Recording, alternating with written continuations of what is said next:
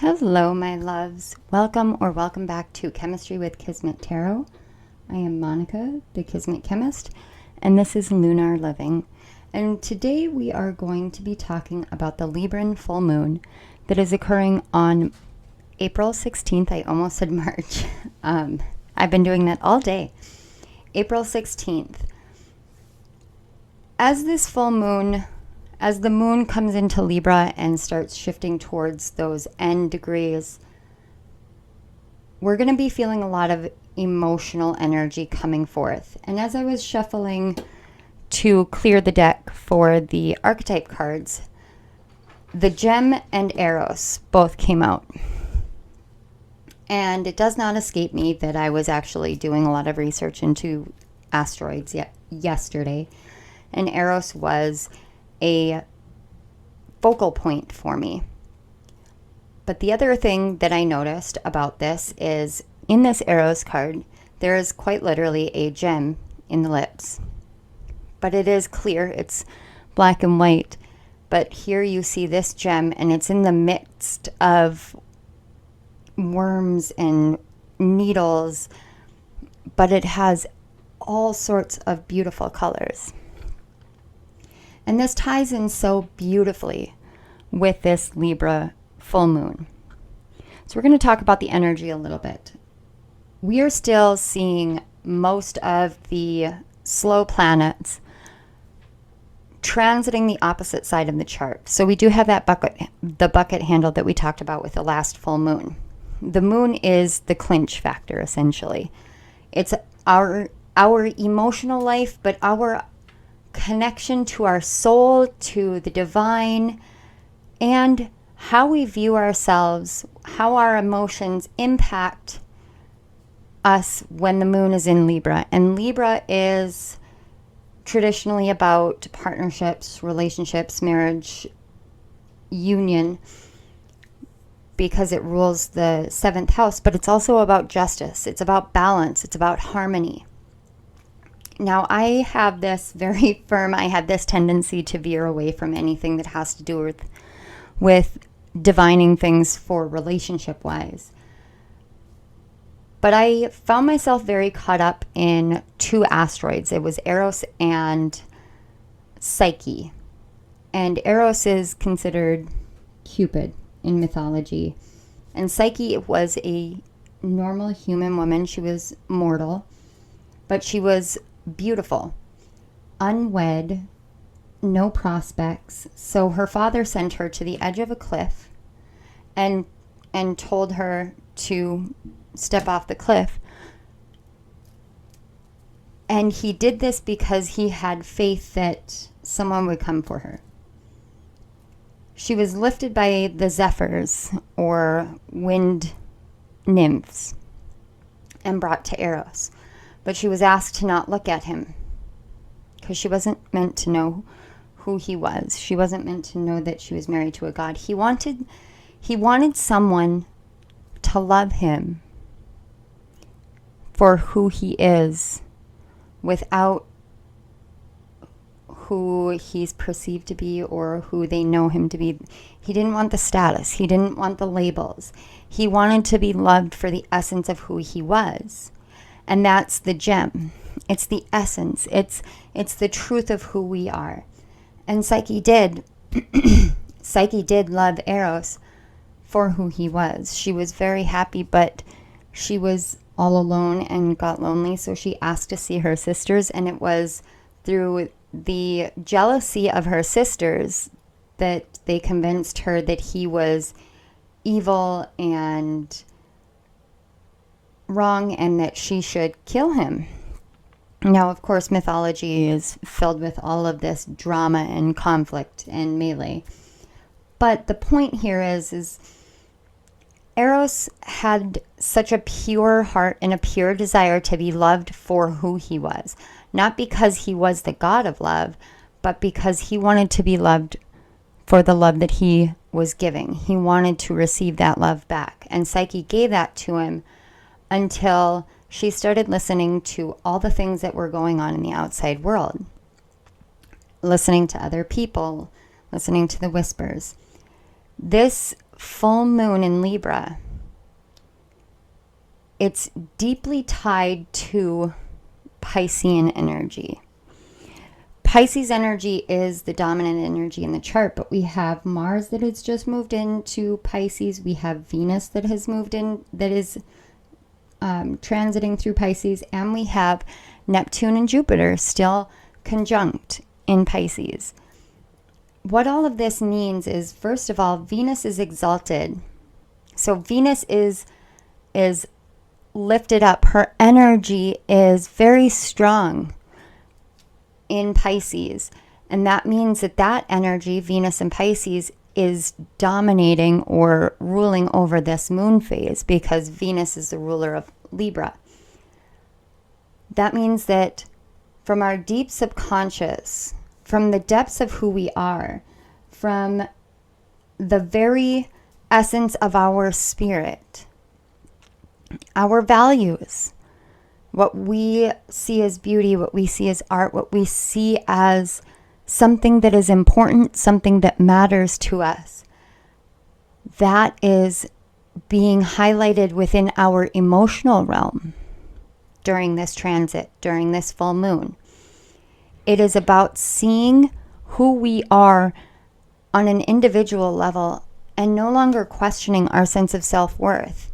It's expanding beyond the illusions that we have held on to about things having to be this way or this way or this way, and seeing that it can be far more expansive. And as Mars comes in, Mars coming into Pisces, as it comes in and it's working through those beginning phases, Mars is coming in to give us the drive and give us the ambition and give us the willpower to really say, I am choosing to free myself from these different mindsets and these different beliefs that have made me feel unworthy of true love, unworthy of loving myself, unworthy of receiving love. Now, something I noticed as I was doing more research into the 2023 lunar cycles so that I can get my guidebook out, as I was looking into this, I was noticing in the northern hemisphere and the southern hemisphere, it's kind of like we have two different moons. In the northern hemisphere, as the moon shifts from the new moon to the full moon, we see this steady increase of divine masculine energy to the culmination of the full moon. And then from the full moon down, we see a steady decrease of the divine masculine as the divine feminine increases. There are always points in between. Those are the first and the third quarter moons in which these two energies are coming back into balance, but it's about recognizing which energies we're in. Right now, with the full moon, we have this full access to a divine masculine energy, and Eros is the divine masculine essence of love. It's asking us to take action in our own lives, to take action within ourselves, to say, okay, this is a thought process, this is a value that I have been holding on to that I choose freedom from. And then you do that action over and over and over again. You say, I deserve love. I am worthy of love. I give love, therefore I receive love. And you do these kind of things. And I if you are an affirmation person, absolutely. If you are an intention setter and you want to set an intention during this full moon to say, Spirit, my spirit guides, my angels, my archangels, ascended masters, my ancestors, I see the way that I have been deeply stuck in seeing myself in this manner, and I am ready to release that. I am ready to take action forward to softening and receiving the love that I give, the love that I deserve. I am ready to be seen as the gem that I am because I see myself as the gem that I am. Do that. Do that. Absolutely. There is going to be a lot of collective focus that's going to be pulled to looking at partnerships, looking at commitments, looking at marriages. And that's not the energy that I pick up. It could be because of my biases, but I am 100% the person that's going to sit here and help you become self-empowered. If you love someone and you are having conflict with them, I will 100% tell you that I believe that communication is how you will be able to work that out. And in this full moon, this is asking us to revolutionize our communication. There's very little earth energy in the chart, but we do have Mercury meeting up with Uranus and Taurus. And when these two come together during this moon, it's asking us to get innovative, to get inventive, to change the way that we communicate so that how we talk and what we say comes from the heart. It comes from the truest essence of who we are. It is balanced and it is beautiful and it is honest and transparent. It is bringing out the light and it is shining it on the unity of everything, and it is unifying yourself through your own communication internally. This energy is what we can hold on to, what we can ground ourselves into, what we can transform. All of that because we live in a world of opinions. We live in a world of judgments. We just do. But someone's opinion, someone's judgment, someone's system, someone's methods, it does not have to apply to us. What applies to us is what our heart says. And our hearts are where we want to touch in and hear. There are 4 chakras that have primary focus during this time, none of which are the heart. And this is because you have taken time, we have taken time as a collective to move into a space of moving from the heart. But it is also a time for us to realize what happens when we move from these specific chakras without our heart being involved. So the chakras that I picked up on are the third eye, the throat chakra, the sacral chakra, and the root chakra. So this is about groundedness, stability, safety, security, assurance that you are where you're meant to be, doing what you're meant to do, and with the person you're meant to be with, or in the community you're meant to be with. This is helping you with that assurance because it's helping clear out the sacral chakra so those two can be intricately connected. When that sacral chakra clears, you're going to experience an upsurge of emotions. It's going to seem almost as though you are a teenage girl on your period. And if you're a man and you have this random, like, I don't know why I'm feeling all of this, welcome to menstrual cycles in teenagers. It's the image that I get because the hormones are so out of whack and you don't know how to balance anything out, and so everything triggers you and everything is the worst case scenario and everything is ending. That's how it feels. But that's not what the point of this is. The point of all of this is that we're clearing out old stagnant energy. We're clearing out these old emotions. We're pulling them out of us and we're saying, okay, this isn't right for me. I am ready to get it out.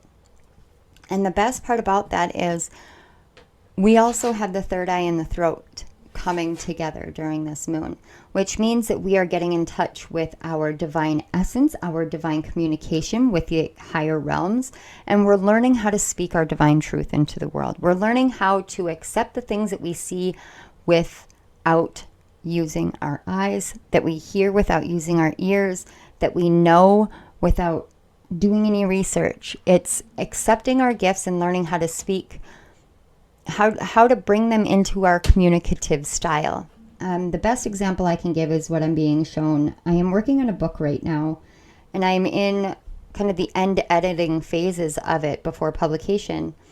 And this book that I'm working on, it was after, I think, the 5th or 6th section of it, because I have it separated into sections and then subchapters. Anyway, that's all technical. After that, I looked at my husband and I said, I've never written like this before. I have never written a book where I'm writing my experiences and I'm teaching lessons based off of those experiences, but at the same time, I'm also transmitting different channeled messages, and I'm seeing things and talking about the things that I'm seeing as I'm writing this book. And I said, it's so much like me sitting here with you guys on this channel where I'm just like, I don't have any idea what this means, but this is what I'm seeing. It's exactly that way. It's a completely new communication style. It may not be completely new in the world. I honestly wouldn't know. But it is 100% new to me. It is completely revolutionizing the way that I write. We all are going through whatever it is that we're going through in our life, and we can attach so much meaning into love. But Eros is not just about love. Eros is about our passions. It's about our desires, but it's also about our divine masculine ability to create. It is creativity, raw, primal urge of creative expression. And it's a passion and desire that can burn fast and burn hard, or we can learn how to temper that with psyche or our soul. That is the gem. It's about balancing that fiery urge to create for creation's sake, and at the same time learning how to infuse our divine essence into it. The root and the sacral is that Eros, passionate creativity energy, and psyche with the third eye and the throat is where we find the gem. Your heart is just the essence of you, and your heart is this moon. It is your moon. It is the connection to the higher realms, but it is your own self-worth. And one big thing on this Libra card before I shift into messages, because we're just going to do a collective reading for this one. I kind of struggled with that, but my guides were really insistent that this needs to be a collective reading. And I understand a little bit more now why they don't want it separated. But the thing that I'm seeing here is with this Libra constellation, they could have chosen to close it off, but because of what they attributed it to back in antiquity, because they said it was, a woman holding the scales like Ma'at, they didn't close it off. But Libra, the way that these stars flow together, it's home. It's a home.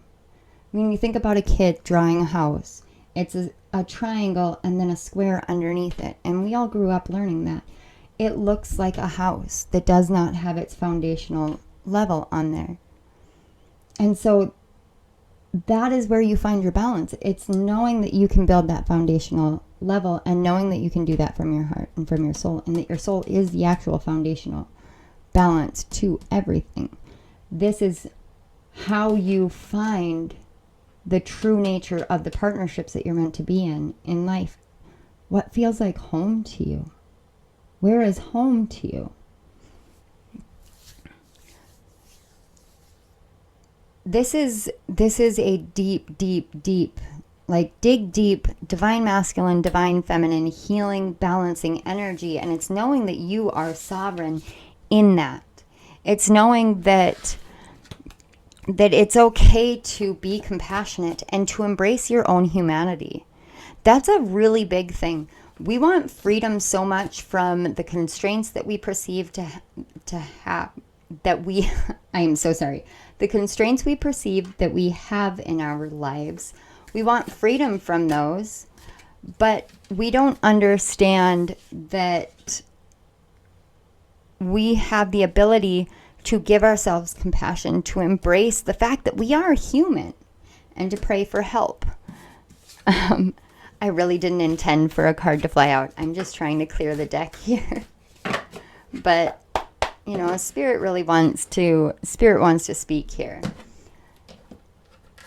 I know I talked a bit about the dignities of the planets And I apologize for the lighting. Again, it's my grow lamps for my trees, and I just don't want to deprive them of sun because they are not in a sunny area, and I appreciate everything that they do for me within my small area because they bring me joy while I'm in my office working. Total side note. I don't even know where I was after that. You know, that's been happening to me more and more. But I think I was talking something about how Spirit speaks. Regardless. We have some really powerful energies moving in here, and I don't know if any of you have been experiencing what I just did, but I've been experiencing that on and off over the duration of time. It's like, especially when I'm channeling, a message will want to come through, and then something will suddenly shift. It'll be like this rapid shift, and the message will be gone. And I like, because I'm me, like to attribute it to me being me having ADHD. So I'm like, oh, squirrel. But no, that this isn't. It doesn't feel like that this time. It's almost as if you feel like you want to say something to somebody, and then you get cut off, and you realize you don't have the words left. It was like whatever it was that you were going to say is just poof, gone. I'm getting the same image that I get a lot of the time that I always associate with either us restricting ourselves, or it has to do with when someone crosses over. But in this case, it's more about restriction, but it doesn't have to do with us restricting ourselves. So when I get this image, there's this sense of us being pulled back and then a glass wall being put down in front of us. And it's almost like a two-way mirror. So we can see through it, but they can't see us when we're communicating with somebody. And this glass wall is our resistance barrier. But it's almost as if there are certain things that are occurring that are changing so rapidly that there's glass walls being slammed down when we try to say something that just doesn't apply anymore. And I personally have never experienced energy that is this rapid. So let's see. Daughter of Swords.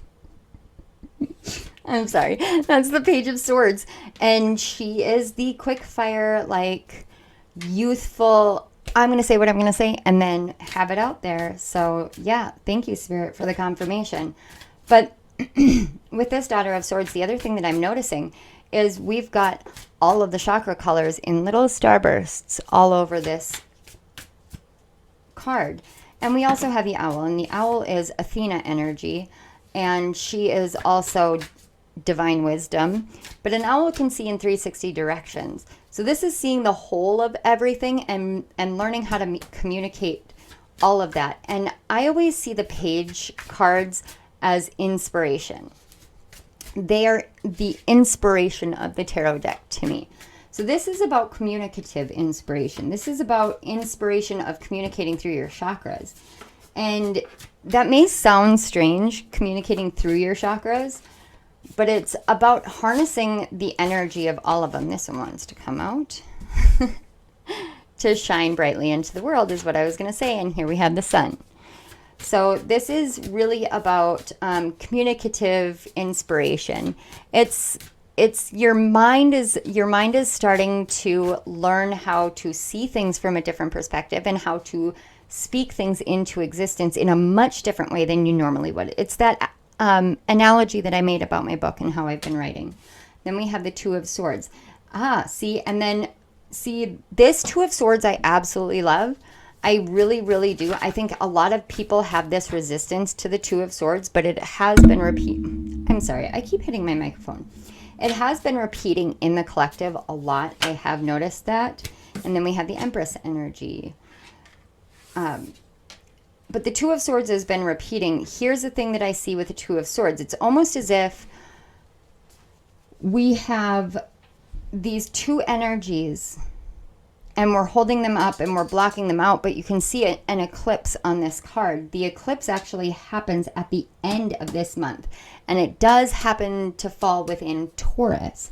And as I was saying, Mercury and Uranus right now are in Taurus, and Taurus rules the second house. This is about allowing our personality to shine around our emotions. It's almost as if what I'm seeing is like there's this emotional ball, and you can think of it as the moon. There's this emotional ball, and you put it up to a spotlight, and the light comes through it just like the eclipse does. The light comes all around it, but as the light comes all around it, there is one side of that emotional ball that is super highlighted. The rest of the world won't see it, but you will.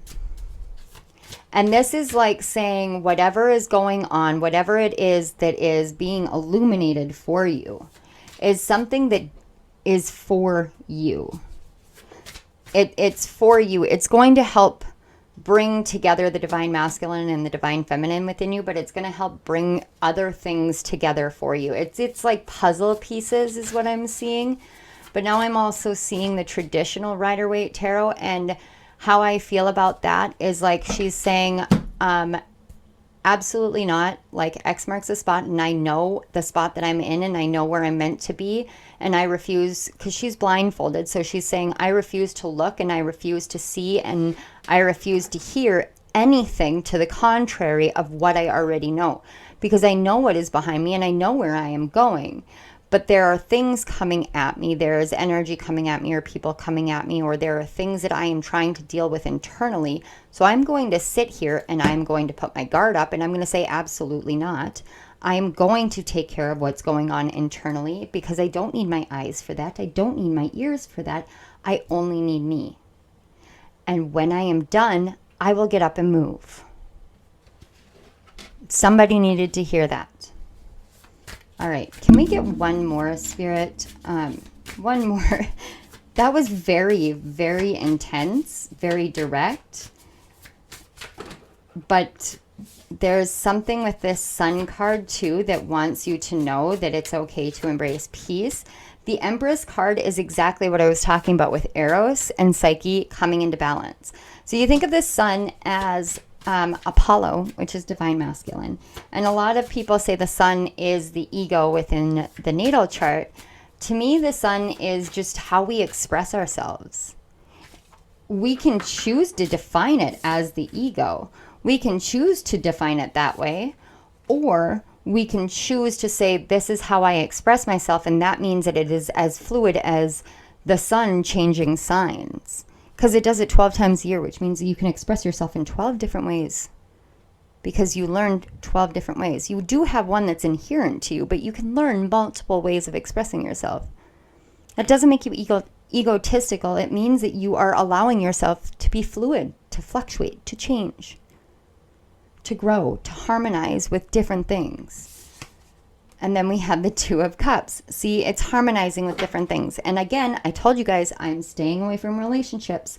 We've got 2 twos on the board, and the Two of Cups is all about coming together. But to me, the Two of Cups is about coming together within yourself. I will 100% always be the self-empowerment person. I just will.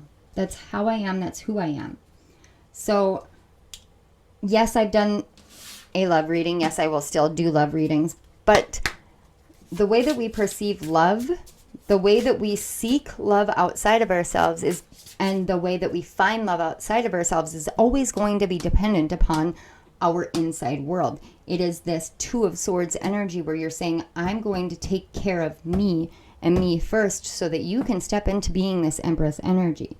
So you know that you can stop fighting and stop ramming yourself up against a wall, trying to make everything work for everyone else while you aren't feeling happy and you aren't feeling loved. Love yourself first. And allow yourself to see just how grounded, how rooted, how strong you are. An oak tree grows for years. I can't tell you how many years, but an oak tree grows for years, which means we cannot or should not discount the depths of the roots that a tree has. When a tree is struck by lightning, the top of it, the outside part of it, can fall apart. It can be cut in half. It can start on fire. But you know what? When all is said and done, and you cut that, and you have to cut that tree down if you have to, what you will find is you have to excavate the roots because they're still there and they will remain. They don't diminish. They don't disappear. And when you pull them up, they will have moisture. They will be, they will feel alive because they are. They are alive. That is the essence of who we are. The roots are our soul. And when we grow out into the world, that's the tree. That's the tree. So it's okay to see yourself in a different light. It's also okay to understand that you are worthy of standing majestic and tall in who you are, because that person that you are is the one that is 100% truly, utterly worthy of the love that you give. You cannot receive proper love, or you can't receive the love that you give until you believe that you are worthy of receiving it. And this full moon is a beautiful highlight to show you that. And quite literally, because it's the bucket handle, it's a Care Bear stare chart to me. So the bucket handle has the moon on one side and all the other planets are on the other side. Every single one of these planets are shining on the moon. The moon is the anchor for it all. All of these planets together, we've got Taurus, Aries, Pisces, Aquarius, and Capricorn energy. All of that energy is like a row of Care Bears shining out onto the moon. And we on the earth are right next to the moon during this phase. So this is definitely 100% about that essence shining on us. All of them together. It's a Care Bear stare. That's what I always see when I look at charts like this. It makes me giggle, of course. And it's significantly better than thinking about it in Red Rover style. But it is very much a Care Bear stare. And what this is doing is asking us to see where harmony and balance can come in. The sun is asking us to just innovate. Venus wants us to get curious, to find our inner truth. Mars wants freedom. We've got the Cobra card coming out. Pluto is bringing forth justice and magic. And Pluto, sitting where Pluto is beautiful. Because if you think about it, Pluto is the planet that says, I don't give a fuck what you think. I'm going to show you who I am. You can call me a dwarf planet, but I'm still going to run a train wreck through your life unless you actually listen to me and follow my example, follow my lead, and allow for the transformation to happen. We resist what we are afraid of. And you know what? We've been resisting Pluto being a planet because we've been afraid of Pluto's energy for far too long. And Pluto is my favorite planet. My absolute favorite planet. And I would be willing to put money down that a lot of my friends are giggling right now because they know how many transformations I've gone through and how many times I'll be like, it's time for shadow work. And then I'll disappear. So, but the other thing about this chart that is still flooding through for us is Chiron. Chiron in Aries, but the specific location that Chiron is in Aries happens to be the second decan of Aries, but not just the fact that he's in the second decan. So we have progressed more.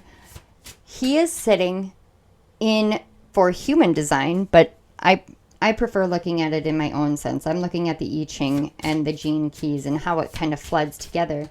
He's sitting in the gate of control. And so Chiron is asking us to really heal and understand that we are sovereign in and of ourselves, that we are worthy of sovereignty. So that means that sovereignty is nothing more or less than choosing than choosing to be the authority over our decisions in our life. It's saying, I choose to make a choice for me despite what anybody else says, including me as a tarot reader. Because, I mean, I will listen to some tarot reads and I'll be like, no. And in the past, it would have been something that sat and stewed within my mind. But, oh my gosh, you guys, I'm so sorry. It would have been something that sat and stewed in my mind and created confusion and chaos and turmoil. But that's not it. That's not the point here. It's about listening to yourself. See, again, the message like tapered and disappeared again. All right, we've got the Otter. It's time to have some fun, guys. And the Moth. See, transformation. We do have the Earthworm on the back, and I know I wasn't going to look at the back of the deck, but we have the Three of Pentacles there with that beautiful mountain and a really, it almost looks like a T-square to me, which is an astrology aspect. And as you guys can tell, I am in astrology brain right now. But what this is telling me is, okay, first of all, the Cobra is about your inner guide, your inner teacher. Let your inner teacher drive you. Let your inner teacher bring you to where you need to be. But the Otter is about having fun. I think about otters, and they want to have fun. They want to let loose. They want to, and they giggle, and they're so funny. But you know what? When you get too close to an otter, it's going to bite you, and it will sting like bad. When I was in college, I don't know why I'm telling you guys this story, but when I was in college, there was a girl in one of my classes who used to work at our local zoo, and she was in the otter, it's not a cage, it's not a den, it's like, okay, wherever they keep the otters. She was there, and she had a very good relationship to them, but somebody came and knocked on the glass and startled the otter or something along those lines and bit her. And it got infected because otters' mouths are disgusting, obviously. They're a wild animal. But the point here is this is about knowing when to bark and knowing when to bite. It's about knowing when to play and knowing when to take definitive action. It's about, we see otters as these really cute, really cuddly things, but they can kill you. And that, yes, that's extreme. I get that. But do you understand what I mean? Maybe I need to explain it a little bit more. Don't let anyone underestimate you. This moon is going to ask you to really, truly own yourself. That is Chiron's sovereignty healing here. Do not let anyone underestimate you, and under no certain circumstances should you underestimate yourself. You are worthy of literally everything that you want in life, including divine love. You are. What is making you think that you have to listen to what anybody else tells you about what your heart feels? Bite back. The Cobra is all about when the student is ready, the teacher will appear. But I always say it's the backwards as well. If some of you feel as though you have been graduating to the point of, I think I'm ready to teach people my lessons, when you're ready to teach, the students will appear as well. You have to put trust in that. And this Daughter of Swords with the Cobra energy and the Sun is beautiful because it is quite literally divine inspiration coming in to help you understand, are you meant to be the student? Are you meant to be the teacher? Me personally, I think we're all of them. And then we've got Althea and Death, which is that transformation. It is that transformation. Althea is death, rebirth, light, dark, balance, and harmony. It's got gold and it's got purple. And to me, that is quite literally your crown chakra and your soul star chakra. That is the higher realms coming in and saying, okay, let's balance everything out. We're going to go through a death and a rebirth cycle, and you're going to emerge. And the Moth here, I know what the book says about the moth, but I'm going to talk about the fact that I am freaking terrified of moths. I can't tell you why, but it has something to do with the fact that they turn into like a dusty puff if you kill them. And for all those of you who are like, you're spiritual, you can't kill creatures. I'm terrified of moths and I'm terrified of spiders. I always apologize and I thank them for their spiritual messages, but I most definitely can and will. After you get bit by a bug and you develop a rapidly progressing skin infection from it, you kind of don't take your chances with bugs anymore. So that's all I'm saying on that note. But moths, some moths are some of the most absolutely beautiful. They arguably more beautiful than a butterfly. Bigger, brighter, and they carry deeply powerful spiritual messages. Sometimes we miss them. We really don't understand. I literally had a sphinx I believe it was a sphinx or a hawk moth outside my house. And it scared the crap out of me, obviously, because I don't do moths. And it was literally like 3 grasshopper sizes. And so I was terrified to go outside. So, of course, Izzy, big, tough, and strong, went out and she goes, I'm going to kill the brownie moth. But it didn't stop me from being drawn to look into it. Sometimes we can be deathly afraid of something. Sometimes we can be deathly afraid of something, but it's because we don't see the true beauty in what we have and what we are. If you are feeling this draw towards a moth, if you've been seeing repeating moths and you're like me and you're like, they're gross, I don't like them, goo. Think of it this way. You are far more beautiful than you think you are. Just like a moth can be far more beautiful than we have within our contextual minds. Don't diminish your worth or decide that I'm not pretty enough, I'm not worthy enough, anything like that, because you are the Empress, which means that sometimes the things that we think are the ugliest are truly the most beautiful. Sometimes the most challenging relationships in our lives become the greatest growth lessons. And when you can move and grow together with that person, it becomes the blossoming of something incredible. And I don't want to toot my own horn here, but me and my husband have had multiple issues. We have butted heads. We have had to work really hard to see each other's perspectives, but that's the thing. We do that together. You could see us as a ew gross moth, or you could see that we are just as beautiful as any butterfly out in the world. Now, why is it that I'm talking about this? I'm talking about this because there are too many people out in the world who think that that's not possible. So they listen to what modern society says and they allow for their love to fall apart because they think that they can't keep going. Now, this is not to say for those of you who are in toxic, dangerous relationships, I am not condoning any of that. And if you don't believe me, read my first book, Chemistry with Kismet. I literally wrote an entire book about a toxic marriage that I got out of. So I do know about walking away when enough is enough and you aren't going to change and the other person isn't going to change and nothing will change and there is no communication. But I also know that when you are in a state of pure love, pure unconditional love,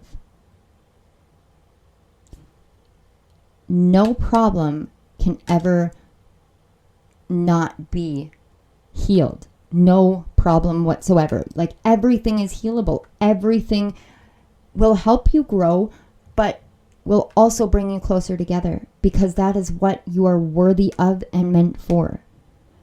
And I swear you guys know, I've said this so many times. I don't want to talk about relationships. Okay. We have the Starborn, which is again another 3 card. It's another 3 card. And on the back, we have the card 4 with the eternal child. So first of all, we're going to talk about the eternal child. Most of you have had this deep-seated belief that relationships are toxic, that you are not worthy of love, that any kind of partnership or collaborative effort that you make is going to fall apart because you're too naive to know how to vet people or trust people or whatever. Hi, welcome to my life. I've been there. I've done that. Okay, so this eternal child card, what it's saying to me, and this is nothing to do with the book, weirdly enough, what it's saying to me is whatever it is that is coming up emotionally for you comes from your childhood, and it is time for you to allow it to crack open. Allow that egg to crack open. Let the stars come in. Let the planets guide you. Allow yourself to see it. I know the Starborn talks about star seeds and everything and whatever, but this is truly like this. What I'm seeing here is all about you. It's all about you and the perception that you have, because you can easily try and attribute so much of this to relationships, to pregnancy, to fertility, to this, to that, but it's not about any of that. This is about you. How much of this do you look at and you think about the person that's in your life that you're romantically involved with, or about the romantic interest that you want in your life? That's not. Why do you do that? That's a question that you should ask yourself, is why do you do that automatically? Because this full moon is really going to challenge what your thought processes are. And every single one of the planets are going to highlight it. And with the surplus that we have sitting in Pisces in the 12th house, this is really, really, truly your subconscious mind, your ancestral karma, your generational karma, your karma from this life. It is so much coming out and coming forth and coming through, and it is shining. But remember how I said it's a Care Bear stare. It isn't shining to hurt you. It isn't shining to break you. It isn't shining to make you feel like you're going to die in the depths of your sorrow and your sadness. It is shining upon you so that you can reconnect with your playful nature, so you can allow yourself to be born into a new version of yourself. One that knows how worthy, how beautiful, how majestic, how insightful you truly are, and the one that is ready to be the starborn, to be the one that is the star. I'm hearing star born. A star is born. You were born to be a star. And now is the time. Care Bear Stare will illuminate everything that you need, and all you have to do is be open to it, because these planets are really, really, really working together right now. They are working together in a way that is amazing for me to touch into with the energy. It just is.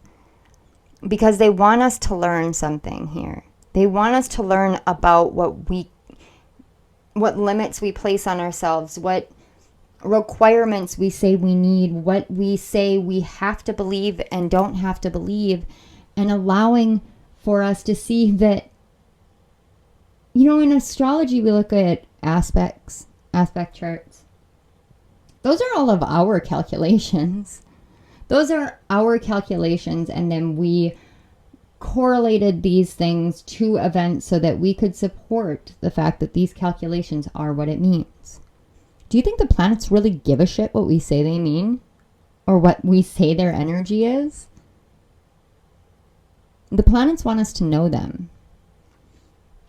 They don't care what we put them into in a constructual, they don't care what constructs we place upon them. They don't. In fact, they won't hold for it 90% of the time. Do you think Pluto cares whether we consider Pluto a planet or not? Absolutely fucking not. It's still going to have its energy within us. Learn from the planets. Not everything is how it seems. But you're not always meant to believe what everybody else believes. You're meant to believe what you believe. You're meant to be who you are. And this moon, this full moon in Libra, guys, I honestly, like, I have a few pages of this, and I've looked at the chart on and off, and I see it all. But when these messages come through and I open it up to those planets and to spirit, they have a mind of their own that they want to talk about. And this one is all about you. It's about being you. It's about not holding yourself back anymore. Look at all the good things that you have around you and do what you need to do for you, but go have fun. Go have fun and stop living in fear, because it's time. This new moon in Libra, or gosh, have I been saying new moon? Oh my gosh, I'm so sorry. Okay, this full moon in Libra. Wow. This full moon in Libra is going to change things. I'm predicting it. Do I know what it's going to change? Absolutely not. Am I going to tell you what I think? Absolutely not. I have my own theories, but that's based off of my life. I think it's going to change something for the collective as well, but we'll have to wait and see. I won't put out any predictions. I have a very good reason for that. Here's the thing. When we speak into existence certain things, we are seeding the collective unconscious with these things, with these thoughts, with these emotions, with these beliefs. We're seeding them into the collective unconscious. So Nostradamus is to me the reason why certain events ended up having to happen, because it was seeded into the collective unconscious so that enough people had to put everything into motion. He essentially manifested the things he saw. Why can't we? Mother of Pentacles, the Hermit, the Ace of Wands, Justice, and the Five of Pentacles. And then the Emperor on the back. The Emperor and the Empress. And again, another eclipse. The eclipse at the end of this month. Man, things are changing, guys. Things are changing. I just got another glass wall. All right. Honestly, I think we're done. I don't know what else they want me. They want to share with you guys. What, Spirit, is there anything else?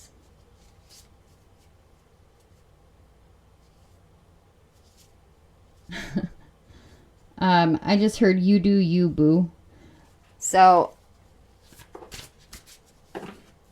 all right, my loves.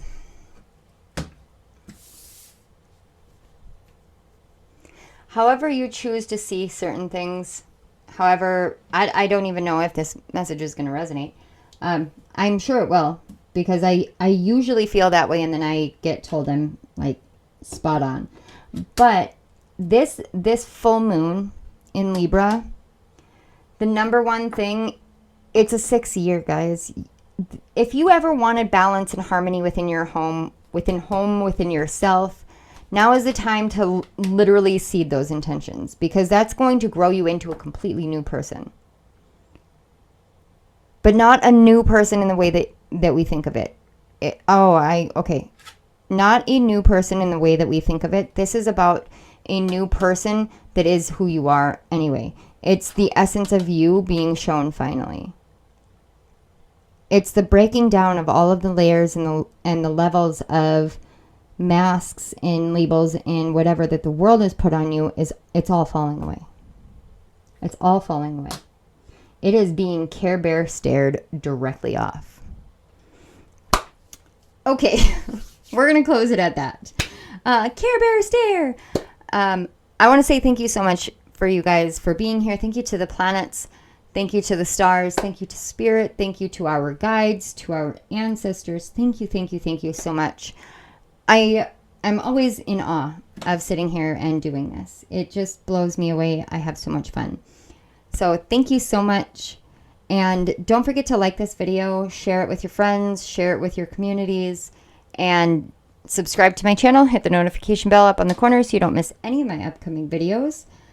Also, down in the description box, like I said, if you want to know about toxic relationships and how to, get out of it without hating yourself, or if you are struggling with self-harm and depression and you want to know that you're not alone and have some tools to help you overcome that. Number one, I'm not a medical professional, but please go see somebody. If you don't want to see somebody, my book is great and it will help. Both the links for Chemistry with Kismet and What If are both down in the description box. And there is also a link to my Breaking Boundaries, Finding Freedom, which is going to help break those masks down. So it will help utilize the energy of this full moon in the Care Bear stare.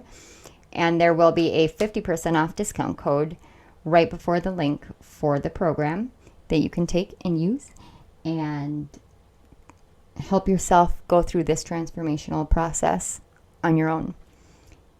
Everybody who has donated, everybody who continues to donate, you guys are champions. You are rock stars. I appreciate you so much. You are the funding and the resources that I use for this channel. So thank you, thank you, thank you. I love you guys so much. I appreciate you. And I will see you again next time. Bye.